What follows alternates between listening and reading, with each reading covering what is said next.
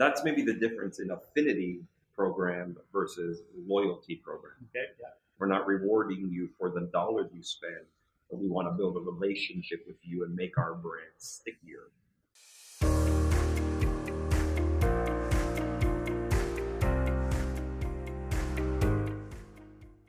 Welcome back, everybody, to another episode of Marketing on Tap.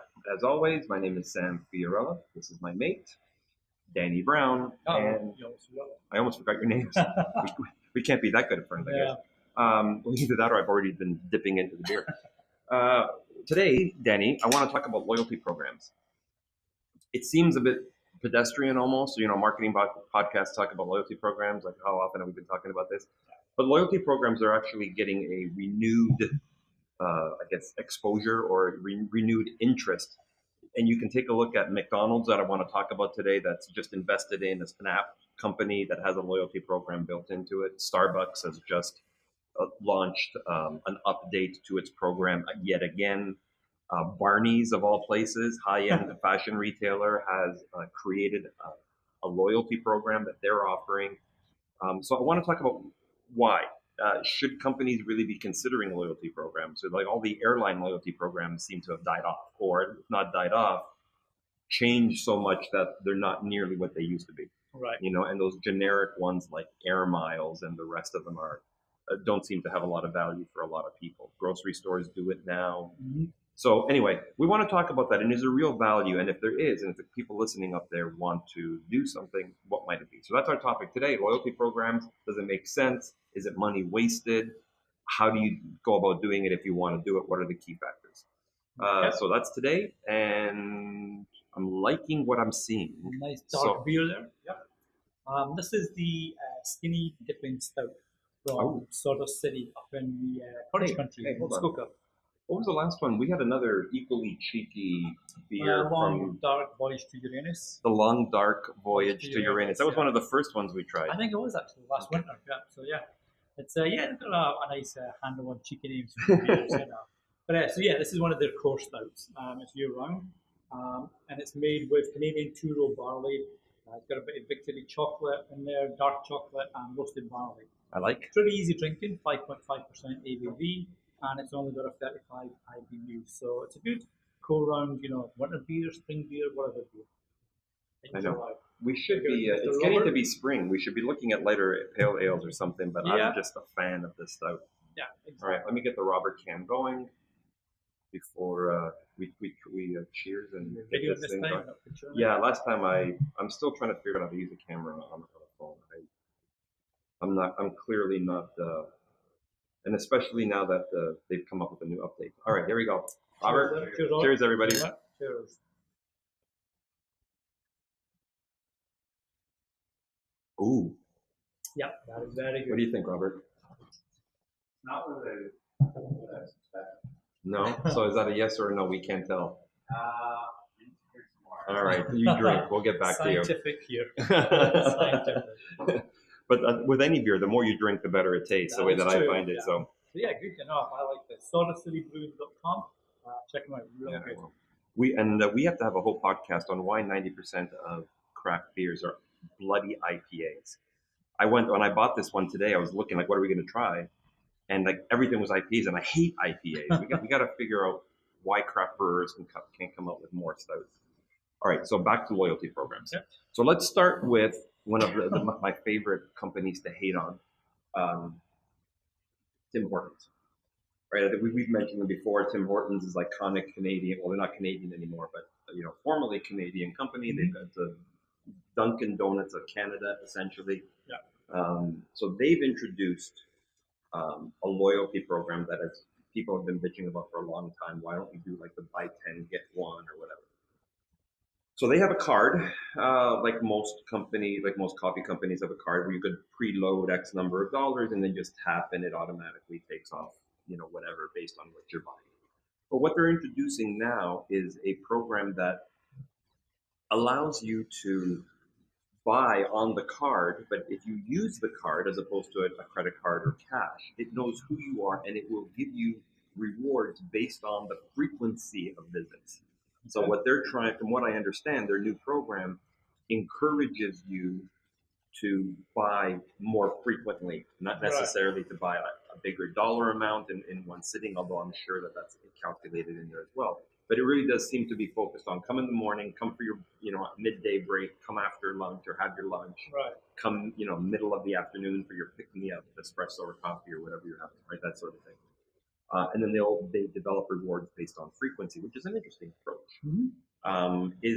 Is that a better way to approach a loyalty program as opposed to dollars spent? Well, I mean, the more you have people coming in to your outlet or whatever, the hope is the more they get, even subconsciously, they'll think, okay, this is where I'm going to go always for my coffee. I mean, know that I'm going to go into Tim Hortons and they know that I like the donuts with the jam in the middle. That could be one of my perks that I get for X amount. So it makes sense from a frequency point of view, the more often you visit somewhere. And it's certainly a longer term strategy or a better long term strategy than just pure discounts that aren't really sustainable. No, I go with it, yeah. The publicity that Tim Hortons is getting over this is pretty good, and they need some good publicity because it's been nothing but bad publicity for based on their issues with the quality of their food, the way they treat their staff, the way they treated their franchises. There's so much going wrong with that company right now, so it's good to see that there's something positive here. But you actually said something kind of interesting. If they know you like a jelly-filled donut, that could be one of the rewards. One of the things that I've not seen, and quite frankly, it's not something we do with the loyalty programs we build, is not have a standard set of offers or benefits that everybody gets, whatever your metrics. It's personalized. Mm-hmm. You take a look at a coffee company or any other type of retailer that has product on the shelf that could be used as a reward. It'd be kind of cool to just, instead of you getting $5 off your next purchase or 50 cents off your next purchase, we know you like jelly donuts. Right. And so, hey, you can get a jelly donut for the next 3 purchases. Yeah. That level of personalization would certainly make me want to participate. Yeah, exactly. As long as we don't have tools that can give the data, etc. Well, and I think that goes. I want to circle back to this point about personalization of a loyalty program and the value beyond just keeping people coming back. But it's about data. You're 100% right. And if you take a look at what McDonald's is doing, McDonald's has their standard buy 10, get 1 cup of coffee free, which it was brilliant because it's built right into the coffee cup, which I think is a great way to do it. And the card is built into there. Still makes more sense to me to just have it on a card. But then people just don't want another card in their pocket. Although the card is built into the cup, you've got to take that out and still put it into your. So I don't know. I think just make it mobile based. Keep it on your phone, something everybody already has, and you don't have to worry about it. But one of the things that for them, so McDonald's has done 2 interesting things in my mind, is to expand that. The first thing is to they invested in a New Zealand or an Australian based app company that they've got an exclusivity with, at least in North America, from what I understand, which allows, it basically creates user engagement, user experiences within the app. So it not only allows you to, tap and maybe buy or track a loyalty program, but it offers games and contests and content. Right.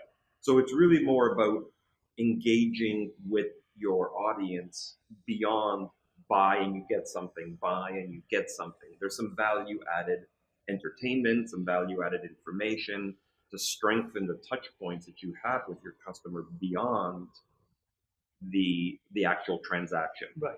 Yeah. Which I think is kind of an interesting approach. Let's build a long-term relationship as opposed to just encouraging more purchases, because the more purchase will happen if we can build a long-term relationship. Right. Yeah. That's maybe the difference in affinity program versus loyalty program. Okay. Yeah. We're not rewarding you for the dollars you spend, but we want to build a relationship with you and make our brand stickier.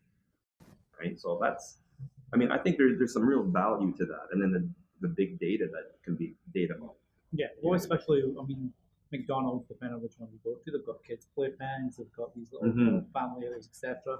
So they can really turn the user experience into, okay, we know you come in 5 days a week with your kids. Yeah. Why not one of these days we'll have a little helper that'll watch after your kids in the mall pen while you can sit down and relax and put your feet up for 15, 20 minutes without worrying about what your kids are up to. Well, this is where the customization or the personalization with AI-driven analytics or AI-driven programs can really help.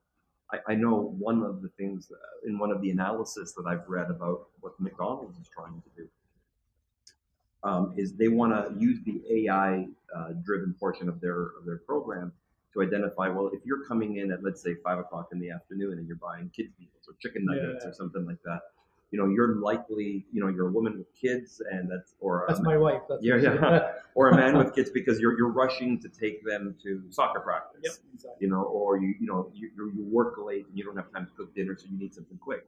And so predicting, when you're going to be coming in, and if you are buying for that, is there something like what add-ons can we suggest to you, or what reminders can we send to you at certain times of the day that might encourage you to come back? Right. Yeah. Right. Exactly. So that's really fascinating. I guess this whole idea of driving AI insights or AI powered insights into this workflow. I think, especially when you marry it with third-party data or other transactional data that you already have. What would be really cool, I just want to add to that actually, because my wife does, like my son goes to soccer practice, my daughter goes to gymnastics. So my wife's taking them to that late evening or like late afternoon, early evening, and she would often stop at McDonald's, grab a kids meal, then drive off to wherever they're going. And they were using the data with this new app that you mentioned. Let's say my wife creates a profile, say they've got 2 kids. This is their likes, dislikes. Because McDonald's don't always only just give toys out, they'll give books now. Right. Oh, yeah. So if my son likes, for example, soccer, and my daughter likes unicorns, maybe if my wife purchases on the app ahead of time, my daughter gets a unicorn cup. My son gets a football sticker book. Something like that again builds that whole experience. Makes the kids happy to the mom that's driving them. Yeah, and I think this is where loyalty programs really fail in lack of personalization, especially if you go take a look at airlines. I mean, the airline loyalty. Your favorite. Oh, yeah. Don't get me going on airlines, but I promise not to bitch about airlines. But in terms of the loyalty programs, I know that I remember when I was with, I used to fly frequently with Delta. I was a frequent flyer with them. I had, some pretty good status and quite frankly, some really good perks. Right. And it was I remember it was based on segments. It didn't matter how much you spent on a ticket. For them, it was about frequency at the time. So I would take it, if for example, I was going from here to, Los Angeles and I had to stop in Detroit. Well, that was 2 segments. So I would get credit for 2 flights, even though it was 1 flight, but because there was a layover, I would get the 2 flights. And it didn't matter if it was a 30-minute flight or a 3-hour flight, that was considered a segment.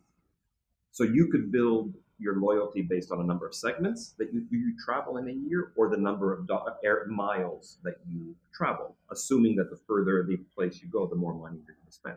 Well, they got rid of that. Right. And so now it is all about the money that you spend. And I know with WestJet, who I'm currently a loyalty member of here in Canada, WestJet is really all about the dollars spent. It doesn't matter if you get the most expensive seat on a half-an-hour flight. It's the equivalent loyalty to the cheapest seat on a long-distance flight if the dollars are the same. So, I mean, again, I'm finding that it's becoming more and more difficult to earn status. And then the other thing on an airline, for example, WestJet, is that your perks die after a certain period of time. So I remember I used to be able to say, well, if I have loyalty, I'll have loyalty for a year, which means I get upgrades to first class or business class if available when I check in. Now with WestJet, for example, and I love WestJet as an airline, but I really dislike their loyalty program. They gave me, when I hit a certain status, they gave me basically coupons to say you have access to our airport lounges. But you could only use them within a particular 6-week window or an 8-week window, then they expire, and then you can't use them. So if you haven't used them, what they're saying to me is basically, listen, we've taken your money. And you didn't use it in this time frame, so too bad. But what if I didn't have any business travel, but I have like a ridiculous amount of business travel after that? Right, exactly. You know what I mean? So I get really annoyed with that sort of stuff because again, there's a lack of personalization that is there. So speaking of personalization, what do you think of this? I was having this conversation with my gym. When I walk into your friend Jim? Not my friend Jim, the gym, the athletic club where I am trying to lose some weight and get all buff. Can you tell that it's working right? One of the things that I'm looking for there is personalization, right? So I pay a little bit extra. I'm at Lifetime Fitness. It's a chain. It's a big chain. It is also one of the most expensive clubs, but I did it for a couple of reasons. I won't get into that now, but one of the things I really like is when I walk in, I usually go at the same time every morning. I'm in, by 5:30, 6 o'clock in the morning. Jane there at the front desk knows me. Hey, Sam, as soon as I open the door, she doesn't have to look at my card or anything. She knows who I am. I like that personalization. But when I walk into the cafe, they don't know me. They don't know me from Adam, right? I always say, hey, Mike, because the guy's name is Michael, who's always there in the morning. But he's yet to learn my name after, 6 months of me buying a coffee 5 times a week or dinners or whatever I'm buying in the cafe.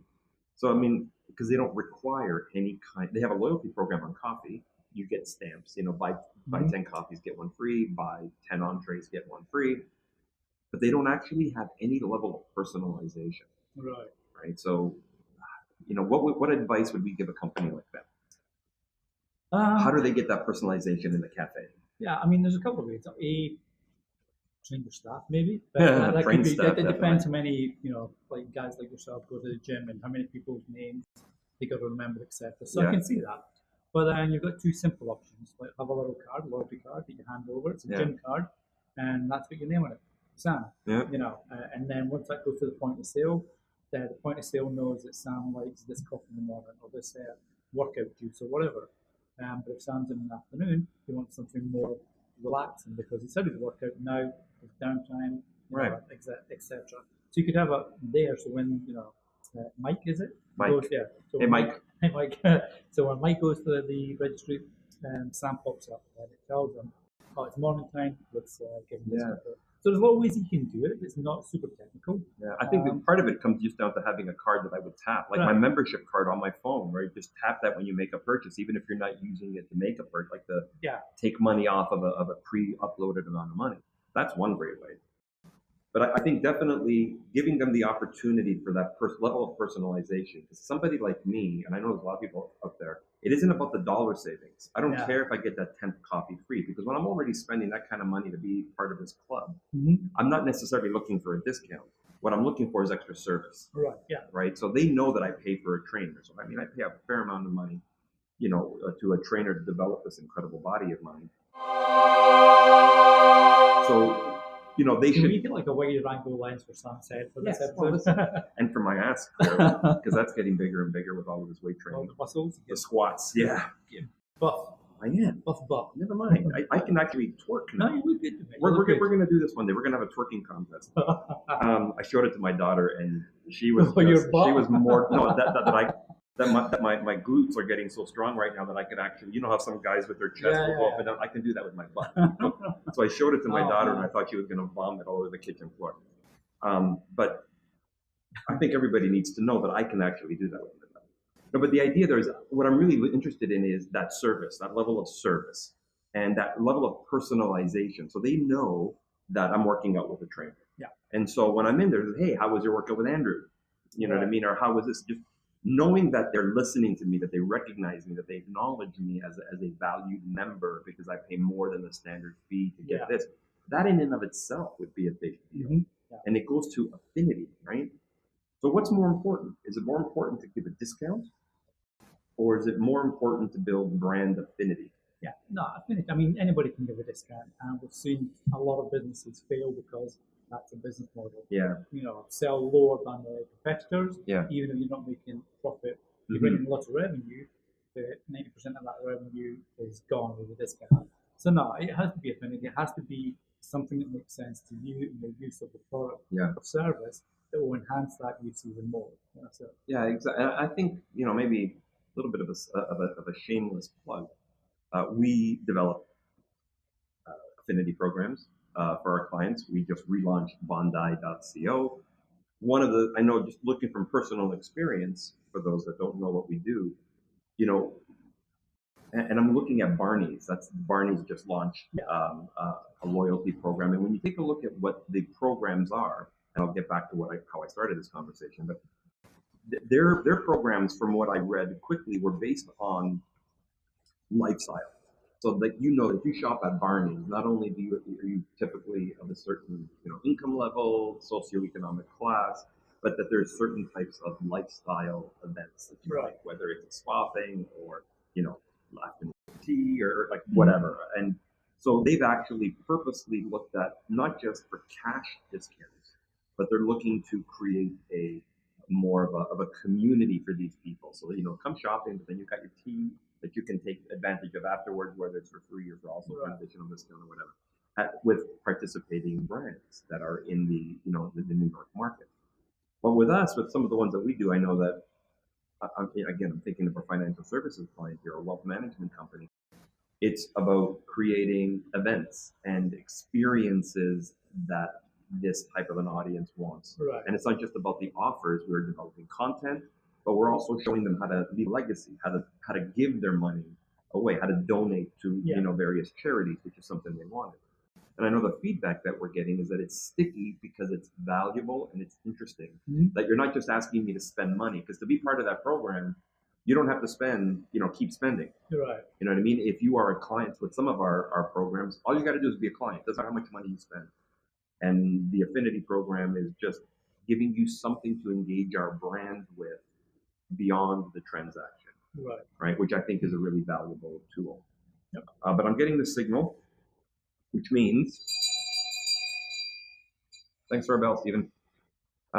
It's that last call. So what is the, thinking about loyalty programs, points-based, affinity-based, distance-based, whatever, should a brand be looking to do an affinity program? And if so, what's the one thing you want them to know? Yeah, I think long term, like anybody can give discounts and get people in the stores and say, hey, for every 2 you buy, we'll give you free, etc., or we'll give you 50% off the next purchase.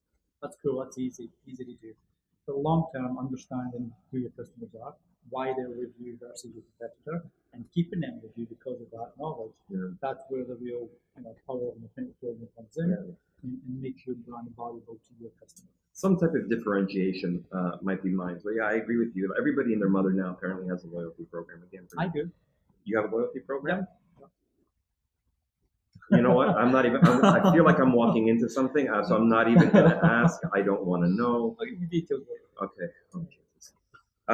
Okay. So my thought there is then, if everybody, you included, having a frequency loyalty program, what can you do that's going to set you apart? I really think that with the crowded space, while everybody loves a discount, doesn't matter how much money you have, everybody likes to get something for free.